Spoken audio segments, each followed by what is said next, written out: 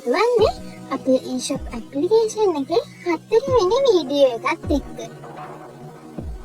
හරි, අද බලමු අපේ මොකක්ද අද අපේ මාතෘකාව එක. අද අපේ මාතෘකාව තමයි remember me option එක. මොකක්ද මේ remember me option එකක් කියන්නේ?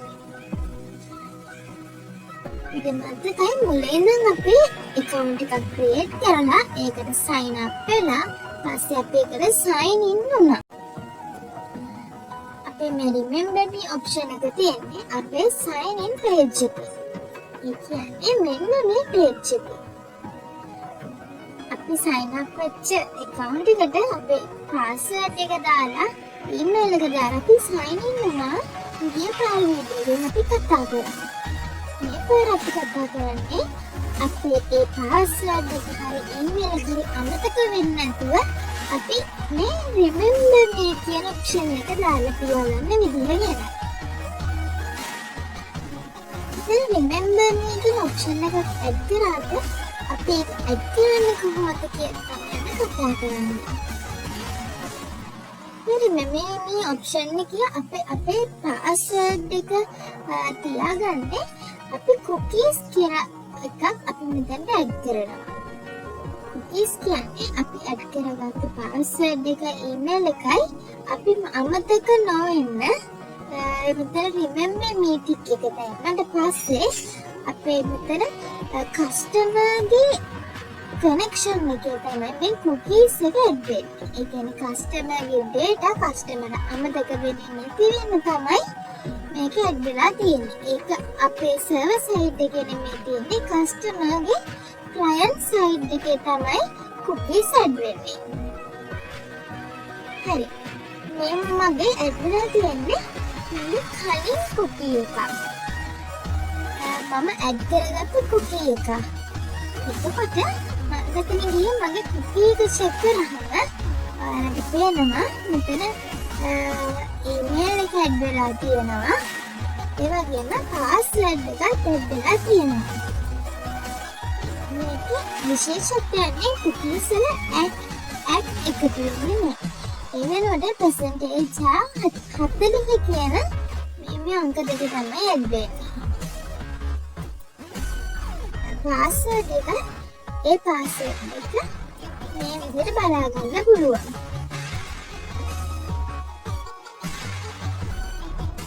අපි බලමු අපි අලුතෙන් cookie එකක් add කරන්න විදිහට. අපි මුලින්ම customer කෙනෙක් register කරගමු.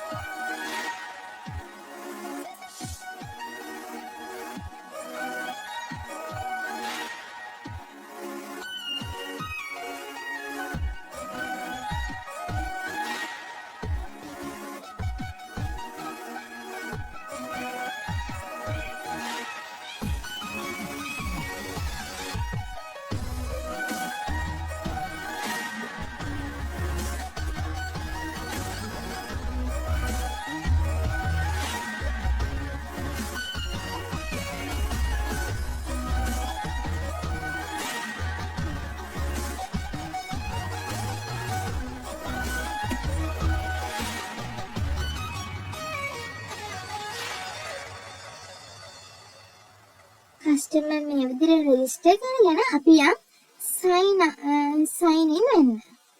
ඉතින් අපේ sign in page එක අපි sign in වෙන්න බලමු.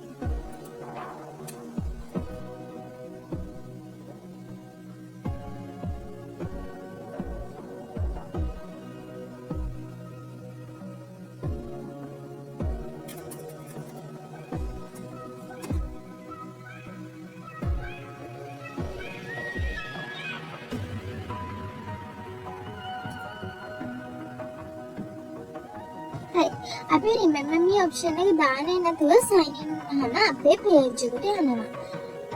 අපි බලමු remember me option එක දාලා මොකද වෙන්නේ කියලා. දැන් අපි මේ page එකේ අපිට cookies පේන්නේ නැහැ. cookies add වෙලා නැහැ. මෙතන password email කියලා කිසිම cookie එකක් add වෙලා නැහැ. අපි මෙතන remember me කියන option එක click කරාට පස්සේ sign in වුණාට පස්සේ අපිට බලන්න පුළුවන් මෙන්න මේ විදිහට අපි දාගත්තු ඊමේල් එකයි අපි දාගත්තු පාස්වර්ඩ් එකයි කුකී එකක් විදිහට ඇඩ් වෙලා තියෙනවා. ඒකෙන් එහෙම තමයි අපේ remember me password එක ඇඩ් වෙලා තියෙන්නේ. දැන් බලමු අපේ sign in page එකේ cookie එක මෙන්න මේ විදිහට ඇඩ් වෙලා තියෙනවා. දැන් අපි අපව මුලට ගිහින් නැවත sign in වෙන්න ආවත් අපේ details ටික එහෙමම පෙන්නගන්න පුළුවන්. අපිට මේක අයින් කරන්න ඕන නැවත cookie එකට ගිහිල්ලා අපේ cookie එක delete කරගන්න පුළුවන්. හරි. දැන් අපිට අපි ඇඩ් කරගත්ත cookie එක පෙන්නන්නේ නැහැ. මේ තියෙන්නේ මගේ backend code ටික. මම මෙතන මගේ remember me option එක check box එකකින් තමයි හදලා තියෙන්නේ. ඊට අමතරව මම මෙතන උඩින් මගේ cookie එක හදන විදිහ කෝඩ් කරගෙන තියෙනවා. ඒ කියන්නේ cookie එක ඇඩ් වෙලා තියෙනවා නම් cookie එකේ details එන්නේ කියලා තමයි මෙතනින් තියෙන්නේ.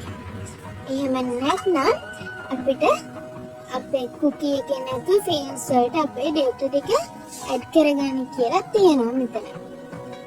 අපි බලමු අපේ JavaScript වල කොහොමද මේවා ටික කෝඩ් වෙලා තියෙන්නේ කියලා. අපි මුලින්ම index එකේ දාගත්තු ID එක මෙතනින් catch කරගෙන තියෙනවා. variable එකක් assign කරලා අපි අපේ ID name එක දාලා මෙතන අපේ data එක catch කරගෙන තියෙනවා.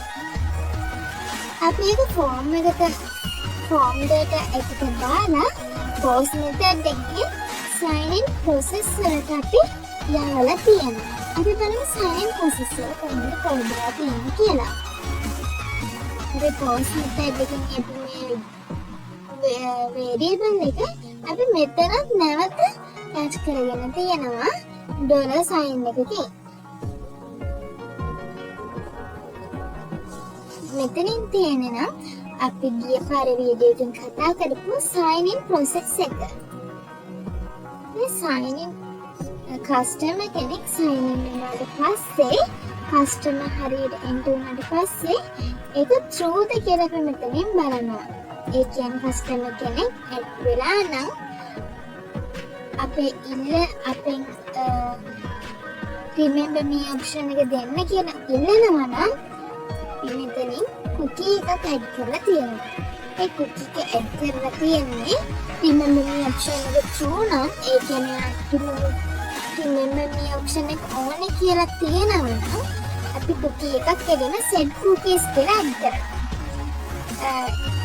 අපි set cookies email එකට add කරලා අවුරුද්දක කාලයක් password එකත් අවුරුද්දක කාලයක් මෙතනින් add කරලා තියෙනවා. එහෙම නැත්නම් අපි මෙතන set cookie එක deactivate කරලා තියෙනවා. අපි කරලා තියෙන්නේ -1 කියලා දාලා. ඒ කියන්නේ අපි මෙතන දාලා තියෙන time එක මෙතනත් දාලා තියෙනවා. මෙතන අපි අවුරුද්දක් ඉල්ලලා තියෙන්නේ. නමුත් මෙතන තියෙන්නේ විනාඩියක් කරක්කු කියලා. එතකොට cookie එක මෙතන අවුරුද්දක් තියෙනකොට අවුරුද්දක් තියෙනවා කියලා cookie එක දානවා. නමුත් මෙතන පෙන්නනවා cookie එක අපිට on නැත්නම් අපි deactivate වෙන්න තියෙන වෙලාව දැන් පහු වෙලා කියලා. ඒ හින්දා cookie එක එවලම deactivate වෙලා යනවා.